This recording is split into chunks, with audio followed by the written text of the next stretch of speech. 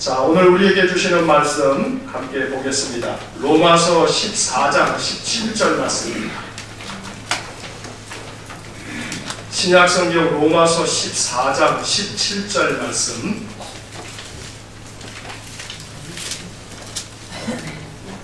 로마서 14장 17절 우리 함께 하나님 말씀 읽겠습니다. 하나님의 나라는 먹는 것과 마시는 것이 아니요 오직 성령 안에 있는 의와 평강과 희락이라. 한 번 더 읽겠습니다. 하나님의 나라는 먹는 것과 마시는 것이 아니요 오직 성령 안에 있는 의와 평강과 희락이라. 아멘. 우리가 읽은 말씀에 대한 신앙을 고백합니다. 우리가 읽은 성경은 하나님의 말씀입니다.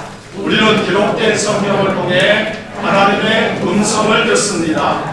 지혜와 계시의 영을 주사 주님의 뜻을 깨닫게 하시고 우리 행할 일을 가르쳐 주소서. 아멘. 그로 찬양대 하나님께 찬양드리겠습니다. 아멘. 감사합니다. 이 시간에 우리 어제에 이어서 두 번째 말씀 시간으로 우리 장신대에서 한국교회사를 가르치시는 우리 이치만 교수님, 우리 목사님 오셔서 말씀 주시겠습니다. 우리 나오실 때 우리 큰 박수로 함께 우리 환영하시겠습니다.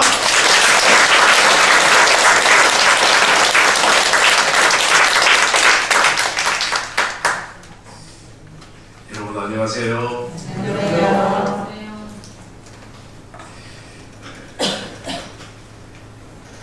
제가 신학교 다닐 때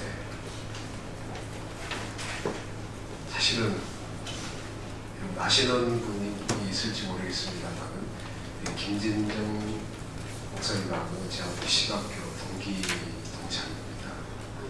같이 신학교를 다녔습니다. 친구입니다. 네, 김진정 목사님은 그 이야기를 못 들으셨는지 모르겠는데 신학교 다닐 때 설교 잘하는 게 너무 멋있어 보였어요. 나중에 목사가 되면 설교를 참 잘하고 싶다. 모든 신학생들의 꿈이겠죠. 설교 잘하는 목사. 그래서 설교학, 조교하는 형한테 물어봤습니다. 아무개 형, 설교를 잘하려면 어떻게 해야 됩니까? 그 얘기 못 들어보셨죠? 그러니 그 형이 잠깐 곰곰이 생각하더니 비법은 있는데 뭐 그래 어려운 건 아니야. 뭐예요? 내가 주의를 해서 들었습니다. 그랬더니 설교를 잘하는 비법 첫 번째, 알기 쉽게 해라. 그런데 말입니다. 설교를 알기 쉽게 하는 게 쉽지가 않습니다. 목사는 자기 말에 자기가 서로 동화가 되어 있기 때문에 자기는 굉장히 알기 쉽고, 근데 정작 듣는 교인들은 쉽지가 않아요. 잘 무슨 말 하는지 잘 모르겠어. 어려운 말 막 하고. 목사들은 자기가 생각할 때 그러한 말을 쓰지만은 저 결코 그러니까 알기 쉽게 설교하는 게 쉽지가 않습니다. 알기 쉽게가 안 되면 두 번째가 있다. 재밌게 해라. 근데 이게 설교를 재밌게 하기가 더 쉽지가 않습니다. 목사 자기는 재밌는데 교인들이 전혀 재미가 없어요. 썰렁한 경우들이 왕왕 있죠. 당황스럽습니다. 세 번째가 있습니다. 이도 저도 안 되면 짧게 해라. 그래서 저는 원래 설교를 짧게 하는 스타일인데 알기 쉽게 재미있게가 잘 안 되기 때문에 거의 짧게 합니다. 하지만 오늘은 부흥회이기 때문에 부흥회 두 번째 시간이니까 조금 설교가 길어지더라도 여러분 양해를 부탁드리겠습니다. 우리 신앙동홍의 두 번째 시간입니다.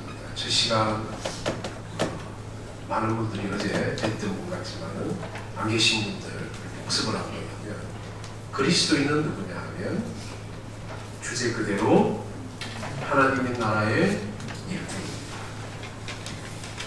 신앙동에는 그리스도인 Who are you? 라고 우리가 그 물음에 답해야 합니다. 당신 누구야?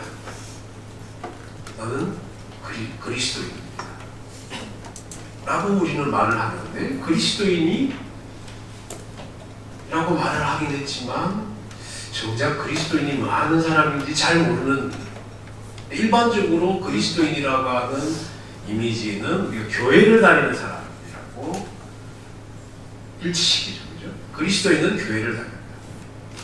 근데 우리가 솔직히 한번 물어볼까요?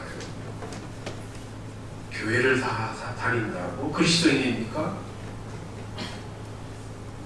우리가 그냥 퉁치고 교회를 다니는 다 그리스도인이라고 하긴 합니다만은, 엄밀하게 말해서 교회를 다니는 것과 그리스도인인 것과는 우리도 압니다. 그것이 다르다라고 하는 것을. 그럼 그리스도인이란 뭐냐? 제가 읽어본 성경에 의하면, 아마 여러분이 읽어봤을 때도 그럴 겁니다.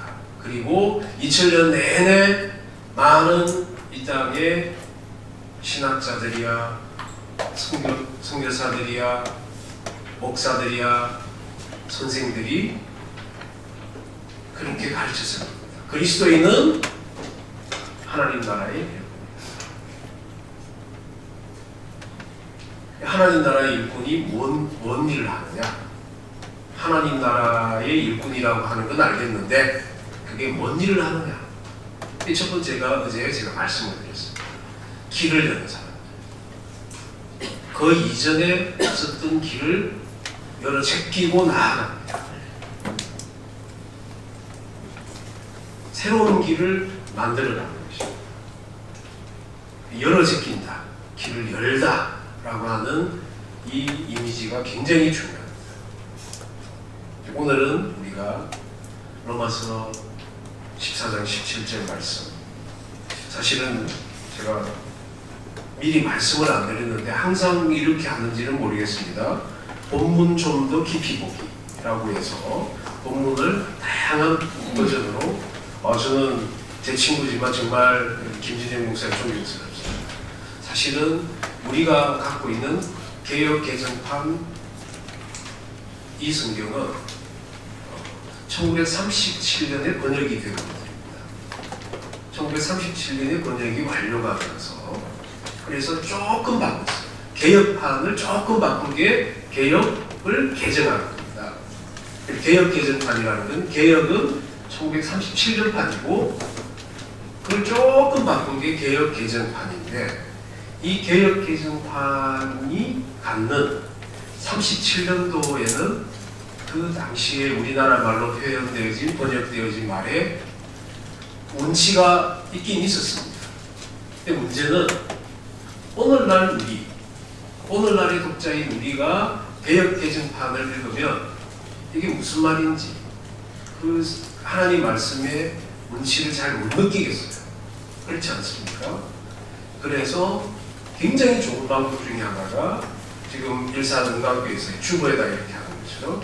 다양한 버전으로 하면 어떤 거는 개역개정판의 번역이 탁월하게 좋은 번역이고, 어떤 구절은 다른 번역이 탁월하게 좋은 번역들이 있습니다.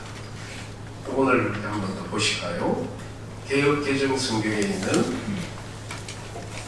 하나님의 말씀, 로마서 14장 17절. 하나님의 나라는 먹는 것과 마시는 것이 아니요 오직 성령 안에 있는 의와 평강과 희락이라. 그 밑에 보면 거의 비슷한데 여기서는 성령 안에서, 그죠? 새 번역은 공동 번역이 훨씬 좋습니다. 성령을 통해서 누린, 이 공통점이 개역개정 외에는 새 번역, 공동 번역, 쉬운 성경은 전부 다 안에서, 통해서 약간의 차이가 있지만 누립니다. 주어가 아닙니까? 이 주어는 제일 구절 앞쪽에 있죠. 주어는 하나님의 나라는 성령 안에서 또는 성령을 통해서 누리는 의와 평강과 희락이다.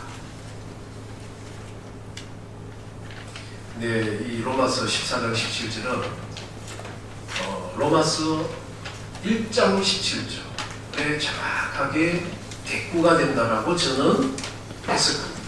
로마서 1장 17절은 우리가 잘 아는, 찾으시니까 저도 한번 찾아서 읽어볼까요?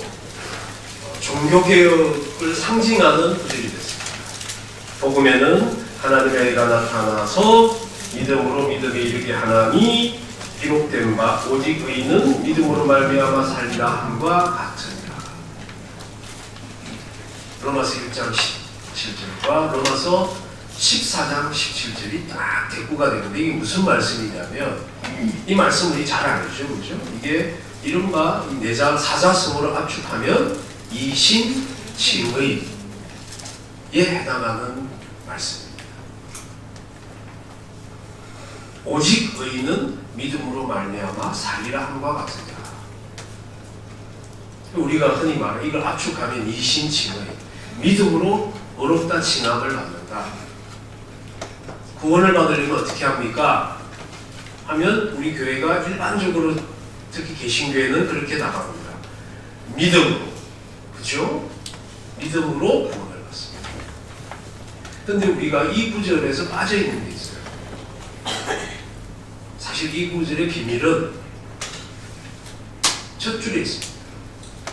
첫 줄에 뭐라고 되어 있냐면 복음에는 하나님의 의가 나타납니다. 복음에는 하나님의 의가 나타나는 게 사실은 믿음으로 구원을 얻는 키워드입니다. 도입입니다. 그런데 위에 건 다 빼먹고 500년간, 올해가 종교개혁 500주년이거든요. 500년간, 아니 500년 내내는 아니에요.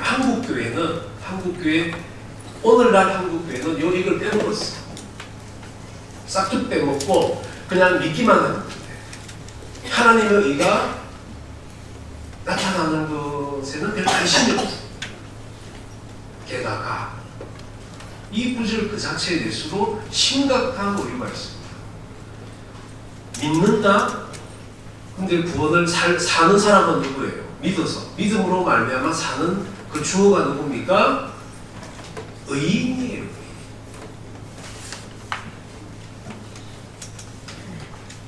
어렵지 않으면 살 수 없어요. 믿는 건 왜 믿냐면 어렵다고 칭함을 받기 위해서. 이 구절이 종교개혁을 일으키는 데에 왜 중요한 구절이냐? 옛날 당시에 로마 가톨릭 교회가 쓰고도 그렇게 썩을 수 없을 상황에서 건축물을 짓기 위해서 또는 주교나 아니면 힘 있는 사제들의 향락을 위해서, 사치를 위해서 교인들의 등골을 휘어가지고 지어 짜내서 헌금을 착취했습니다. 그리고 그걸 로마 가톨릭에서는 그러한 헌금을 내는 행위, 그러한 헌금을 내는 행위, 그 행위를 통해서 구원을 받는다고 그랬어요.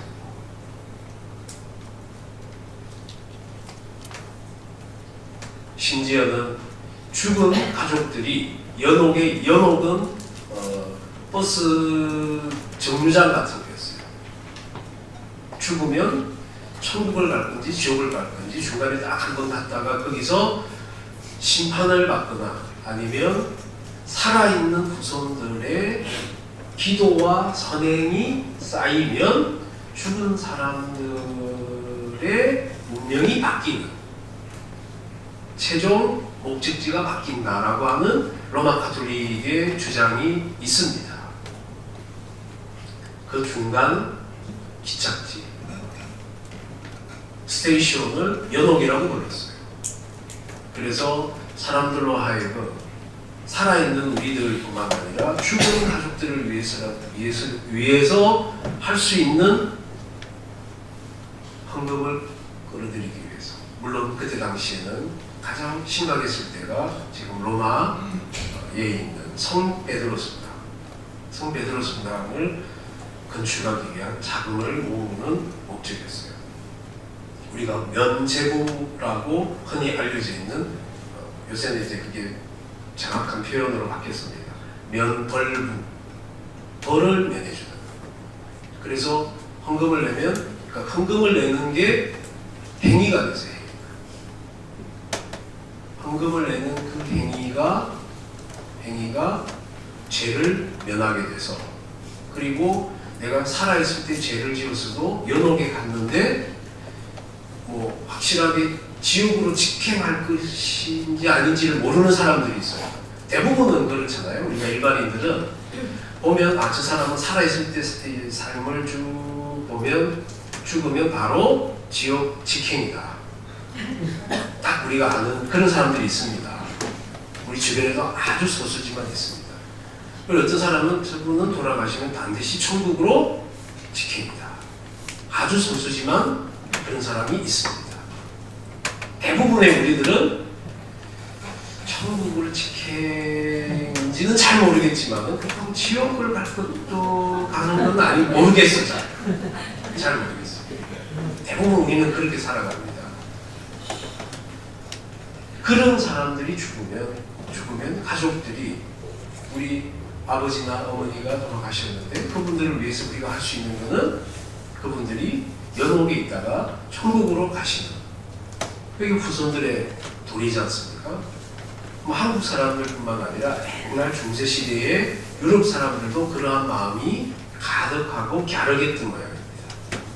그러니까 그 행위를 하는 거예요.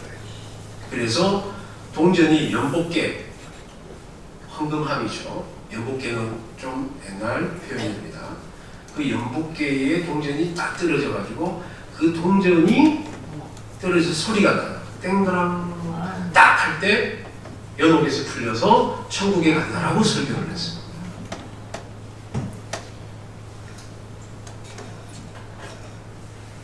믿음으로 우리가 어렵다 칭함을 받는다라는 것.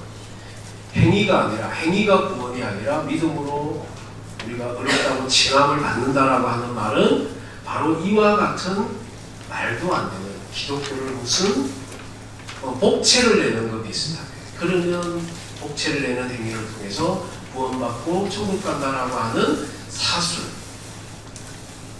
끊고 하나님의 말씀, 성경에 기록된 하나님의 말씀으로 그리스도인이 거듭나게 하는, 그리스도인이 참된 하나님의 나라의 일꾼이 되게 하는 그러한 목적으로 만들어졌고 종교개혁이 이루어졌고 500년이 되었는데, 문제는 오늘날 한국교회는 그것을 다시 비틀어가지고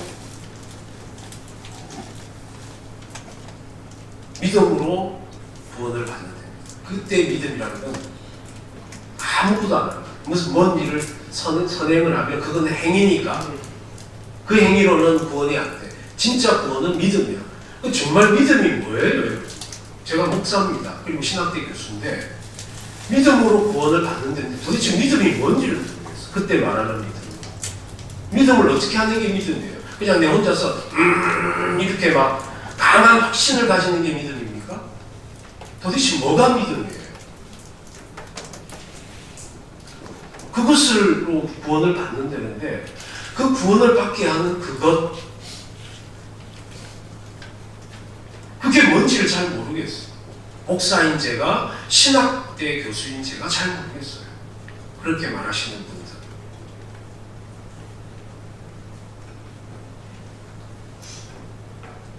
그리고 이거는 우리가 가장 중요한 하나 때문입니다. 가장 중요한 것은 이때 가장 중요한 구원해 주는 누구입니까? 예수 그리스도. 쉽게 말하면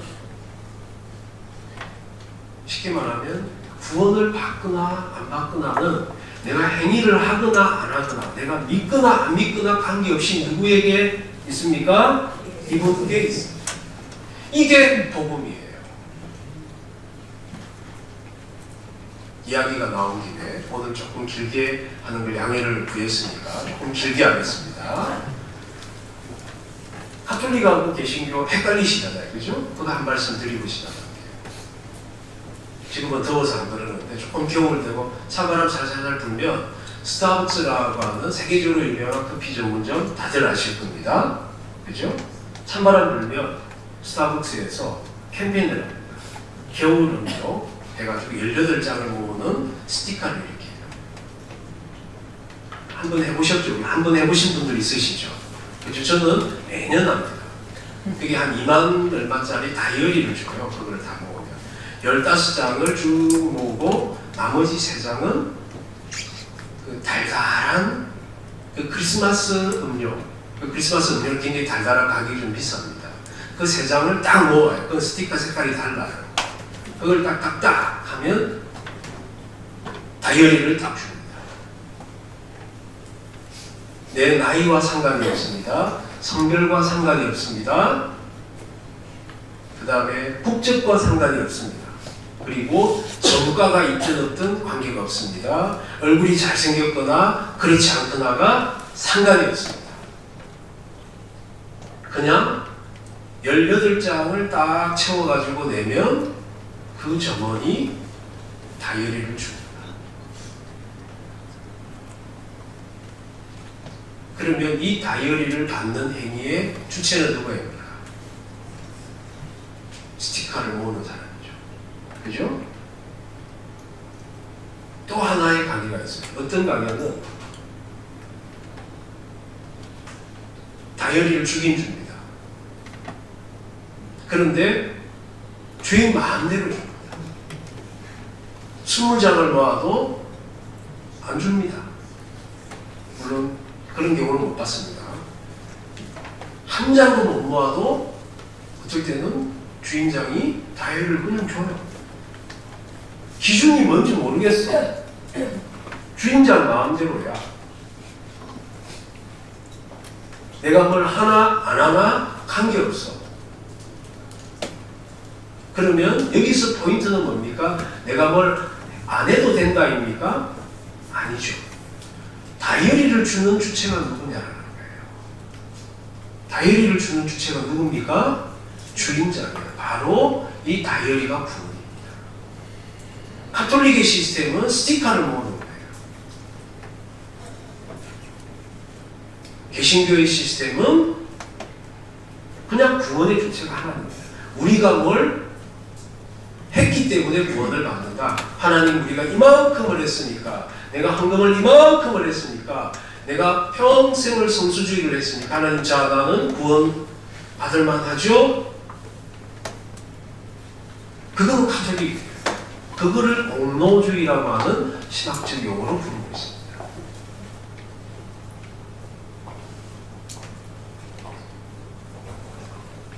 저는 이 500년이 오면서 특히 한국교회에 와가지고 요즘 한국교회 교인들이 이게 점점 이 복음 이상하게 가는지 개신교가 죽으면 죽은 것 같아요.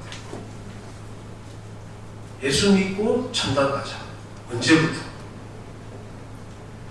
누가 그렇게 제정을 했는데? 예수 믿으면 천당 가자. 누구 마음대로? 그 우리가 마음대로 정해도 됩니까? 우리의 구원은 우리에게 있지 않습니다. 우리의 구원은 오로지 예수 그리스도에게 있습니다. 그분이 구원의 주기 때문에. 우리 말에, 우리가 쓰는 신앙 용어 안에 이 충돌돼요.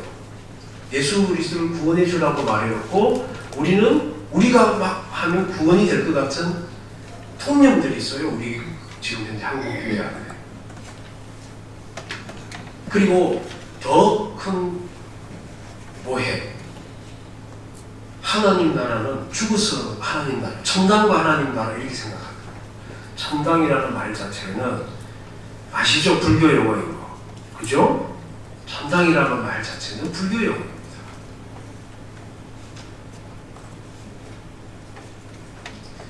성경에도 천국이라는 표현이 있습니다. 있는데 성경에서 핵심적으로 말하는 그 문맥에서 가장 중요한 단어는 뭐냐면 헬라어로 바실레이아 투 데우라고 해서 하나님 나라입니다. 하나님 나라는 말이죠. 바로 우리와 함께 있습니다. 살아있으면서 하나님 나라를 경험하지 못한 사람이 죽어서 간 그곳이 하나님의 나라인지 아닌지 어떻게 알겠습니까? 살아서 하나님 나라를 경험할 수 없는 사람, 예수 믿고 하나님 나라를 여기 지금 바로 이곳에서 경험하지 못하는 사람이 죽어서 경험하는 그게 하나님 나라인지 아닌지 어떻게 알아는 사람입니다. 그렇지 않습니까, 여러분? 하나님 나라는 멀리 있지 않습니다. 그렇다고 해서 여기 있다고 해서 이곳이 바로 하나님 나라라고 단정할 수도 없습니다. 옛날에 IMF 때에 일어났던, 실제로 일어났던 이야기입니다. 저는 예화를 거의 실화로만 하는 사람입니다. 98년 가을입니다. 여기 계신 우리 성도님들은 IMF가 뭔지, 청년들은 잘 모를 수 있지만 들어는 봤겠지만 IMF가 주는 상흔은 잘 기억을 못할 겁니다. 그렇죠? 근데 우리 여기 계신 대부분의 약간 연배가 있으신 40대 이후에 우리 성도님들은 그 IMF의 그 충격은 어마어마합니다. 그런데 한 목사님이 실제로 겪었던 일입니다. 어느 날 성경 공부 교재를 만들려고, 그래서 이렇게 4만 원을 받기로 하고 인쇄소에다가 성경 공부 교재를 맡겼습니다. 그래서 이제 이 성경 공부 교재를 그 재본소에다가 찾으러 갔더니 아주 막 굉장히 충명스럽게 이야기를 하더랍니다. 그래서 하더만은, 목사님 이거 부수도 얼마 안 되고 그다음 우리가 너무 공임이 많이 들어갔다고, 그래서 4만 원 해보니까 4만 원이면 안 되겠다. 그럼 얼마면 되겠습니까? 하니까 뭐 6만 원을 주셔야 된다.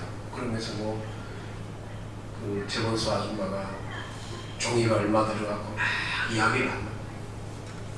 근데 4만 원인데 2만 원은 사실 오늘날 우리 생각하면 더 줄 수도 있습니다만 당시에는 IMF. 그 다음에 목사님은 그 성도들의 어렵게 낸 그 헌금을 함부로 쓸 수가 없는 입장이기도 하니까, 아니 처음하고 약속이 다르지 않냐고. 그러니까 이 아줌마가 조금 우린 6만 원 아니면 이건 드릴 수가 없는데요, 우물우물 하다가 목사님이 그래서 4만 원에 하기로 했지 않습니까? 이거 꼭 성경 공부 교재가 필요한 건데 이거 저희들 그렇게 할 수가 없습니다. 4만 원에 주시면 안 될까요? 그렇게 조금 졸랐어요. 그랬더니 이 재본소 아줌마가 이렇게 입이 대빨만이 나와서 우물우물 하다가 확 내면서 됐다! 그러면서 재본소 일하는 직원한테, 김구나 그 성경 공부 교재 다 찢어버려. 안 팔아도 되니까. 하고 막 뜨미는 거예요. 목사님 황당한 거지. 아니 세상에 이런 X 같은 경우가 있습니까? 참내 사다 별 고변을 당하네. 전 이 성경 공부 교재는 필요한데 이거 당장에 또 어디 가서 만들기도 그렇고 어떻게 하지 하면서 발걸음을 돌렸어요. 돌리고 가는데 거기서 이 목사님이 그 아줌마의 얼굴에서 악마를 본 거예요. 막 화를 내고 막 그걸 찢어버리라고 하고, 그러면서 속이 상해가지고 할 수 없지. 그러면서 터덜터덜 뭔가 다른 방법이 있을까 하고 걸어가는데 마음속에서 계속 울림이 나타납니다. 아무개 목사야, 네가 이대로 가면 안 된다. 이대로 가면 지금 IMF 때 물자도 귀한데 그 종이는 그냥 버려지게 되잖아. 인쇄가 되어 있으니까. 그러니까 네가 어떻게 해서든 재본소 아줌마를 달래서라도 그거를 돈을 조금 더 치르더라고. 그래야 되지 않겠니? 그래야 그리스도인으로서 경우 바른 게 되지 않겠니? 적어도 교회가 다른 사람에게 미움 살 만한 일은 하지 않는 게 아니겠니? 라는 마음이 계속 울림이 들어서 쭈북쭈북 가다가 마음을 고쳐드셨습니다. 그리고 심호흡 한번 크게 하고 인쇄소문을 다시 읽고 들어갔어요. 그래서 마지막 눈꼬리가 착 이렇게 해가지고 왜 들어왔냐고 이렇게 탁 쳐다보고, 그런데 목사님 마음이 이미 뭐라 하더라도 뭐 물바가지를 맞더라도 참겠다는 마음으로 아주머니, 제가 좀 전에는 잘못했습니다. 제가 괜하게 아주머니를 화를 나게 만들었습니다. 공임이 많이 들을 테니까 제가 그걸 다 부담을 하는 게 맞다는 생각이 듭니다. 제가 아주머니가 돈을 더 달라는데 제가 8만 원 드리겠습니다. 2배를 3만 원인데 8만 원을 얹었거든요. 그러니까 이 아줌마 갑자기 이 스탠스가 애매하잖아요. 그죠? 방금까지 화를 막 냈는데 미안하기도 하고, 그러니까 아니 목사님 뭐 그러면 뭐 제가 뭐 4만 원에 그냥 받기도 그렇고 화도 내고 해서 3만 원에 드릴게요. 만 원을 깎아줘요. 목사님은 큰 마음 먹고 진짜 흥정을 하려고 한 게 아니고 큰 마음 먹고 아유 8만 원 깎아내가지고 지불하려고 하는데 아줌마 굳이 3만 원만 받겠다고 8만 원을 주는 거를 딱 해가지고 탁탁 3만 원 되고 5만 원을 탁 돌려주는 거예요. 그러면서 막 이렇게 막 집어넣고,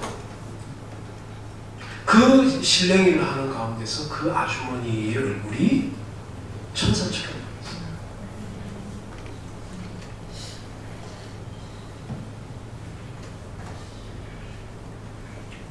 사람이 말입니다. 한순간에 천사가 될 수도 있고 한순간에 악마가 될 수 있는 매우 신기한 이야기입니다.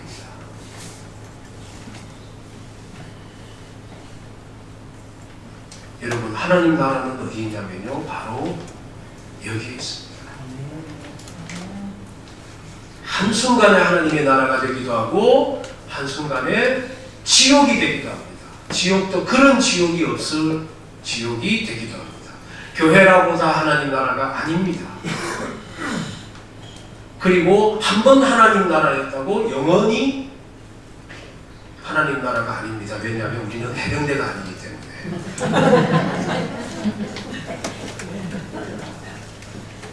우리는 그냥 그리스도인이죠.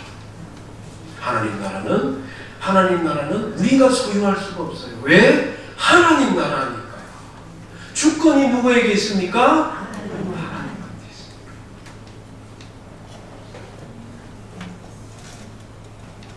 우리가 할 수 있는 일은 뭐냐면 오늘 본문에 그래서 있습니다.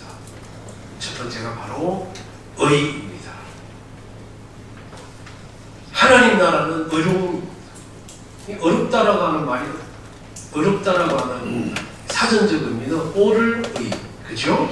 오를 의. 이 하나님의 나라, 하나님의 의, 이 말이 어려울 수도 있는데 이거는 풀면, 사전적으로 말하면 옳다라는 말이에요. 그리스도인들은 옳아야 되는데 그럼 옳은 게 뭐냐? 어떤 사람은 자기의 소견으로 이게 옳고, 또 저 사람은 그 사람의 소견으로 자기가 옳고. 상대적이지 않냐? 그렇죠. 상대적입니다. 그래서 애매합니다. 그래서 어떤 경우에는 그 상호 의견이, 상호 소견이 충돌하여서 갈등이 일어나기도 합니다.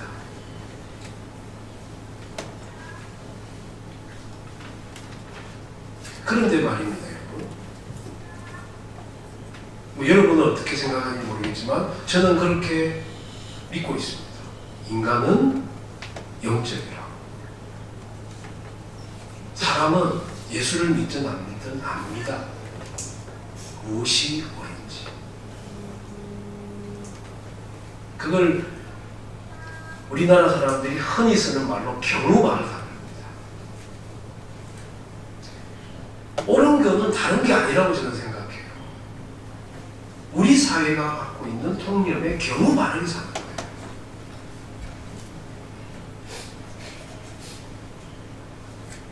무슨 성경 말씀을 들이대고 무슨 뭐 규칙을 들이대고 이게 법률이고 이게 율례고가 아니라 그냥 가만히 생각해 보면 경우 바른 게 뭔지 다 나옵니다. 왜? 우리는 영적이기 때문에. 그건 예수 안 믿는 사람도 알아요.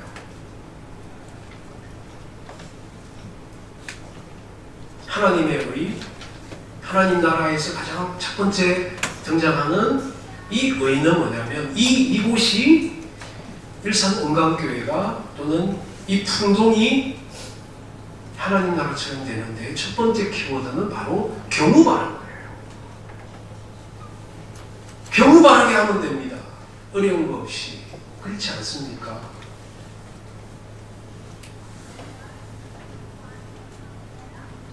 대부분의 교회의 문제는 뭐 믿음 어쩌고 뭐 복음 어쩌고 뭐 헌신 어쩌고 이런 거 아닙니다. 어떤 사람들이 그런 믿음의 이름 뒤에 헌신이라는 이름 뒤에 미사 여부라는 이름 뒤에 숨어서 경우 바르지 않기 때문이에요. 그거는 이 교회 아니든 밖이든 누가 보더라도 경우 바르지 않습니다. 경우 바르지 않는 일을 하면 그냥 틀어지게 돼 있어요.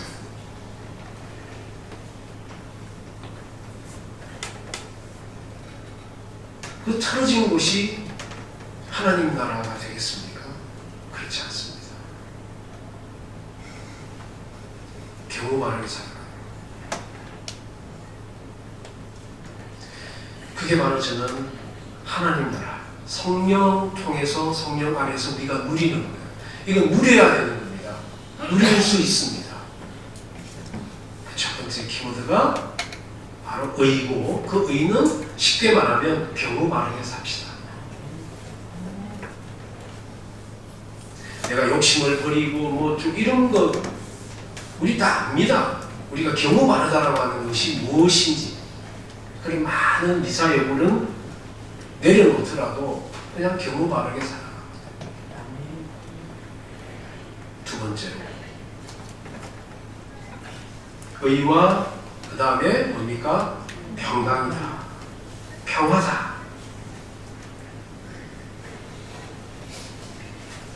이 평화라고 하는 말의 사전적 의미는 한 번 이상 들어보셨죠? 그죠?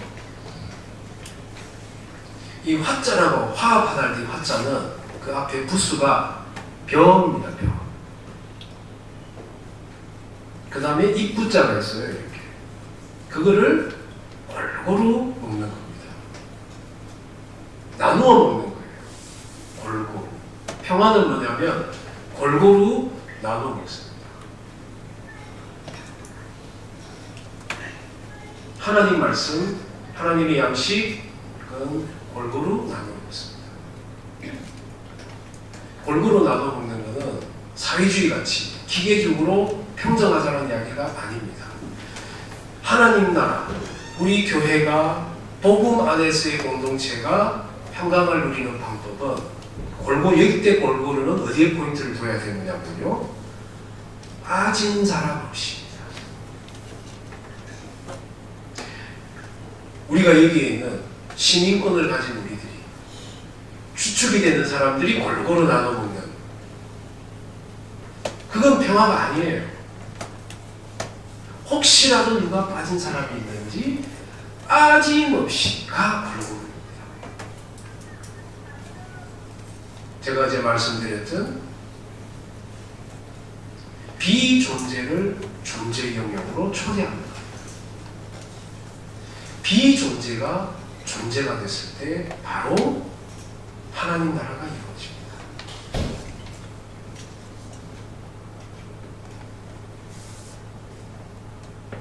광주에 가면 광주 기독병원이라고 있습니다.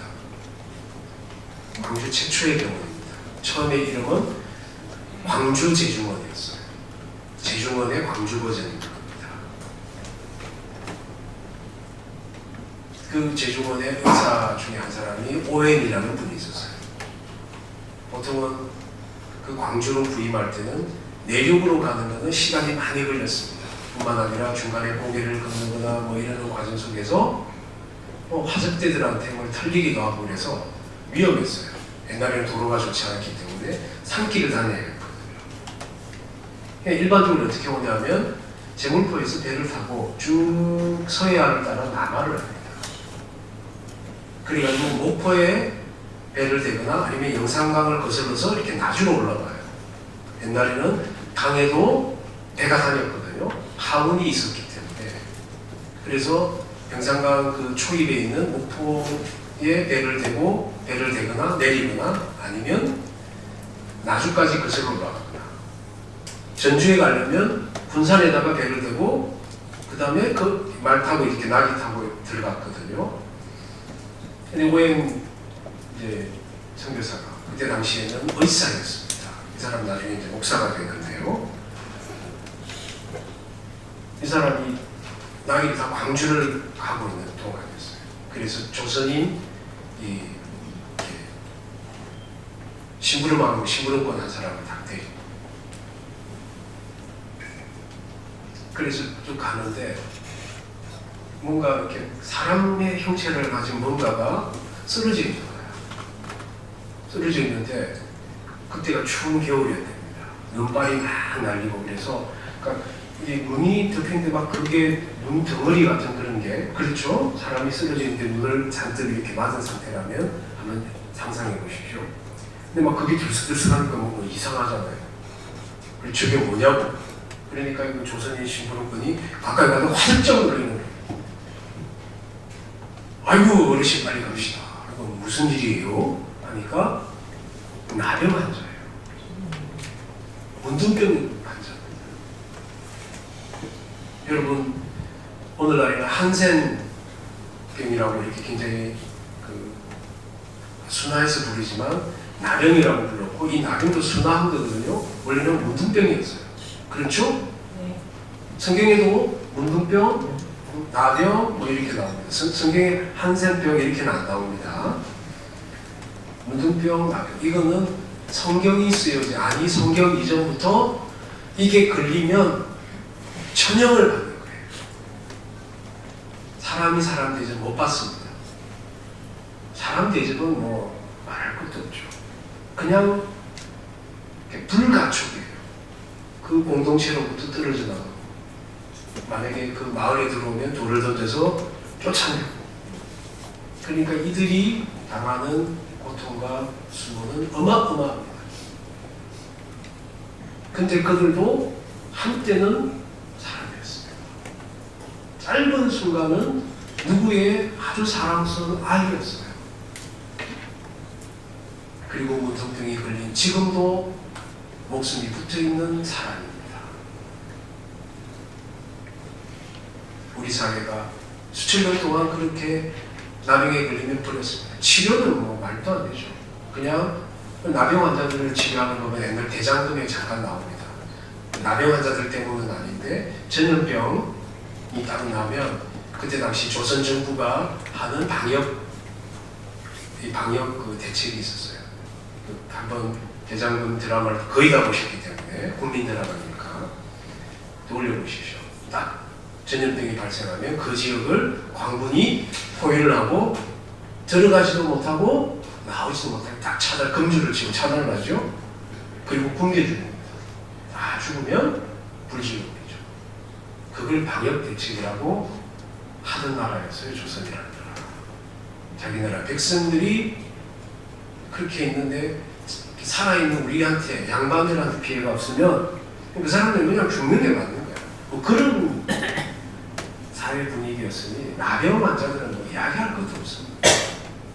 그런데 그런 상황에서 화들짝 놀래고 얼른 하자고 하는 조선인 심부름꾼이 뭐 그건 사회적 통념이었어요. 당시에는. 그럴 법한 행동이었습니다. 그런데 이 오웬 선교사는 말에서 내렸어요. 말에서 내리고 그 다음에 이 뒤에 달려있는 진수리에다가 저 사람을 실어요. 그러니까 뭐 조선인 시부르크는 뭐 사색이 돼서 자기는 절대 못한다고. 그래? 아니 왜 사람을 이렇게 하는데 그걸 못하냐고. 그 나병 환자가 어떤 상태인지, 그게 피부름이 막 흐르는 상태는 양성 상태거든요. 이게 멎으면 음성 상태입니다. 그러면 피부가 검고 막 코가 이렇게 쑥 빠지고 보기 굉장히 흉하나 전염은 안 됩니다. 저는 여러 번 예양원에 가서 그분들하고 같이 밥도 먹고 잠도 자고 이렇게 아직 나병이 안 걸렸어요. 네, 하나님의 은혜입니다. 전염이 안 됩니다. 그리고 그게 그냥 바로 전염되지도 않습니다. 그냥 오웬 선교사는 그냥 그 사람을 들쳐가지고 침실에 실어버렸어요. 자기가 실는 동안에 그 조선인 신부님한테 거기 저 사람 짓고 있던 이렇게 지팡이 그거 하라 그러니까 막 이 사람이 바들바들 떨면서 자기 못한다고 호통을 치고 그렇게 해서 이걸 다시 해가지고 그 나병 환자를 싣고 광주로 들어갔어요. 그리고 그 사람에 대해서 치료를 하기 시작합니다. 그때 당시 마침 영국에서 나병에 대한 뭔가 새로운 논문이 발표된 것을 이 오웬 선교사가 알고 있었어요. 그래가지고 그게 대풍자 나무라고 하는 나무가 있답니다. 그 나무에서 나오는 열매와 모든 이 엑기스, 수액 같은 이런 걸로 잘 추출하면 그 나병이 빨리 진정이 안 되거나 억제되거나 심지어는 그 나병은 그 균이거든요. 나균의 활동 때문에 생기는 병인데 그 나균을 공격해서 완치가 된답니다. 다만 그 피부라든지 이런 데에 나병에 대한 흔적은 고칠 수가 없지만 더 이상 안 되게 하는 방법을 찾아내는 거예요. 그걸 알고 있습니다. 그래서 이 오웬 선교사는 그 한 명으로 시작해서 그 광주에 가면 그 광주천 밑에 그 토굴을 짓고 그렇게 시작을 했습니다. 거기서부터 시작이 돼서 5천년간 이 땅에서는 존재하지 않는 사람들, 그 사람들이 사람이 되는 거예요. 그리고 그 사람들이 막 이렇게 광주 그 기독병원 옆에 있는 나환자 시설 사람들이 막 조선 총독부를 향해서 데모를 하고 올라가니까 조선 총독부가 막 천안까지 올라가, 천안까지. 광주에서.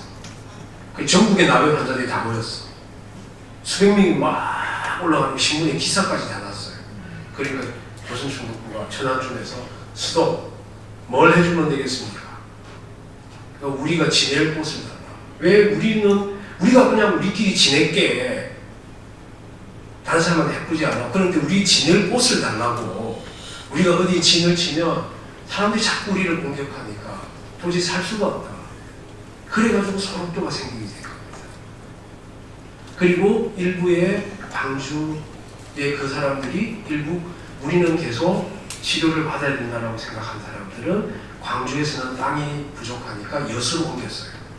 그래서 여수에 있는 배를 타고 한 30분 정도 가면, 즉 무치 아닌데 섬도 아닌 딱 거기가 있어요. 거기에 사람들을 수용하고 치료를 하기 시작했습니다. 그게 바로 애양원입니다. 근데 애양원과 관련한 우리가 유명한 목사님 있죠? 손양원 목사님. 손양원 목사님의 얽힌 이야기도 있습니다. 제가 옥중서신이라고 하는 손양원 목사님의 그 편지글을 제가 편역해냈습니다. 편역해냈는데 손양원의 옥중서신, 거기 보면 이런 대목이 있습니다. 김수남이라는 처녀가 있어요. 김수남이가 편지에 많이 등장해요. 근데 이 처녀는 14살에 나병이 발병했어요. 그전에는 멀쩡한 아이였다. 나병이 발병하니까 가족들이 한 일이 뭐냐면 이 아이를 길바닥에 버리는 거였습니다.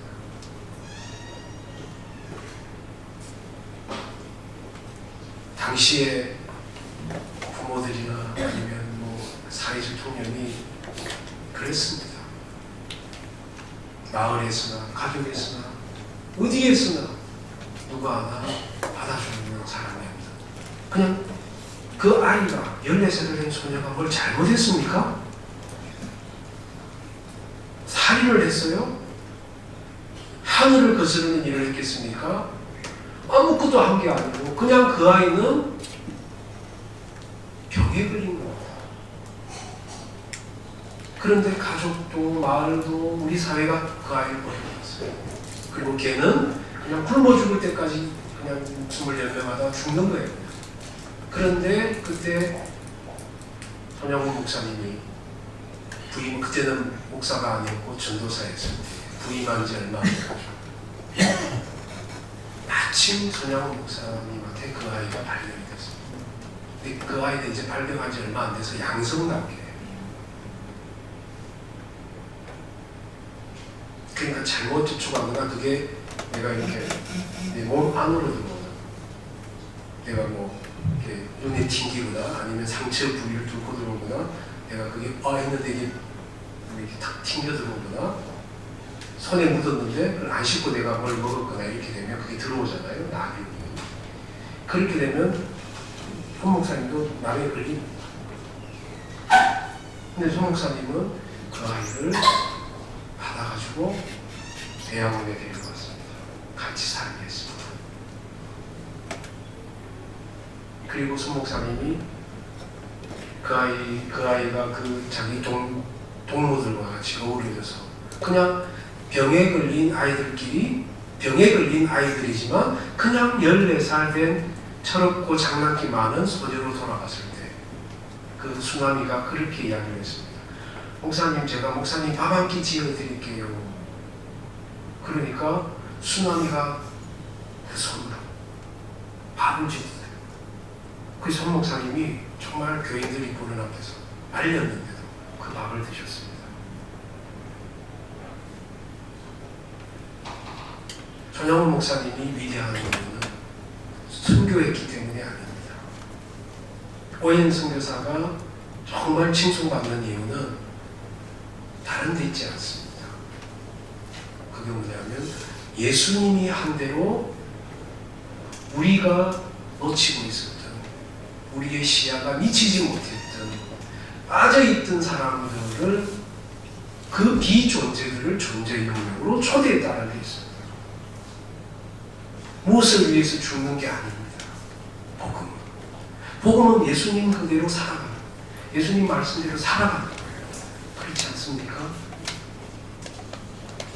평화는 뭐냐면 골고루 먹는 겁니다. 이때 골고루는 빠짐없이 우리 사회에서 혹시라도 우리만 먹는 게 아닌지 나를 돌아보고 내 주변을 돌아보고 살펴보는 그럴 때 우리는 평화가 일어납니다. 세 번째로 사실은 이게 제일 중요하다고 저는 생각합니다. 평강답이 뭐냐면 희락이에요. 이걸 다른 번역에는 기쁨. 근데 희락은 기쁠히 즐거운 락. 그래서 저는 희락이라는 워딩이 훨씬 더 정확하다고 생각합니다. 하나님 나라는 무게 잡는 데 아닙니다. 기쁘고 즐거울 때 바로 그것이 하나님의 나라입니다. 하늘에서 날리는 기쁨이 있습니다. 우리 마음 가장 깊은 곳, 우리 배꼽 안쪽에 있는 데서 오는 즐거움이 있습니다. 그건 바로 하나님의 의가 이루어지고 하나님의 평화가 이루어졌을 때 우리는 참 기쁨과 참 즐거움이 우리 배꼽 아래에서 용수 숨쳐서 우리를 환하게 웃게 만듭니다. 그렇기 때문에 여러분 복음은 뭐냐면요, 아니 예수 믿는 일은 뭐냐면요, 저는 즐겁고 기쁘고 행복한 거라고 생각합니다. 예수 믿어서 뭐하냐? 예수 믿고 천당 간다? No! 나는 예수 믿어서 너무나 즐겁고 예수를 믿기 때문에 너무나 기쁘고 예수 믿는 일 때문에 너무나 내 삶이 행복하게 됩니다. 행복하지 않는 예수 믿는 일은 그건 의미가 없습니다. 하나님 나라는 말이죠, 바로 이와 같습니다. 오늘 우리가 당장 하나님 나라일 수도 있고 오늘 하나님 나라에 있다가 내일 아닐 수도 있습니다. 그렇기 때문에 하나님 나라는 말이죠, 우리 안에 있는데 우리가 이것을 찢고 들어가야 됩니다. 하나님 나라는 우리 안에 있습니다. 우리가 하나님 말씀대로 옳게 살아가고 골고루 나눠 먹고 즐겁고 행복하게 하루하루를, 가정생활을, 교회생활을 이뤄나가면 그곳이 하나님 나라가 아니고 무엇이겠습니까? 예수 믿는 일은 복잡하지 않다고 저는 생각합니다. 어렵지 않습니다. 복채 내듯이 헌금 내는 일도 아니고요, 혹시 누군가가 잘못될까봐 주일 빼먹으면 찝찝하고 그래서 지키는 성수주일도 아니고요, 예수 믿는 일은 겨우 바르게 살아가며 골고루 나눠 먹으며 즐겁고 기쁘고 행복하게 살아간다는 말씀을 오늘 로마서 14장 17절을 통해서 하나님께서 우리에게 말씀하십니다. 기도하겠습니다. 하나님, 당신의 나라는 성령 안에서 의와 평강과 희락이라고 오늘 우리에게 말씀하십니다. 이 말씀 간절히 받들겠습니다. 이 말씀을 받들어서 이 말씀대로 하나님 나라를 살아가겠습니다. 이 모든 말씀 예수 그리스도의 이름으로 기도드렸습니다. 아멘. 지금은 우리 주 예수 그리스도의 은혜와 하나님의 무한하신 사랑과 성령의 교통하심과 우리들 사이에서 교제하시는 그 능력이 지금 이 순간 머리 숙인 그리스도인들 무리 위에 지금으로부터 영원히 함께 하시기를 간절히 축원하옵나이다. 아멘.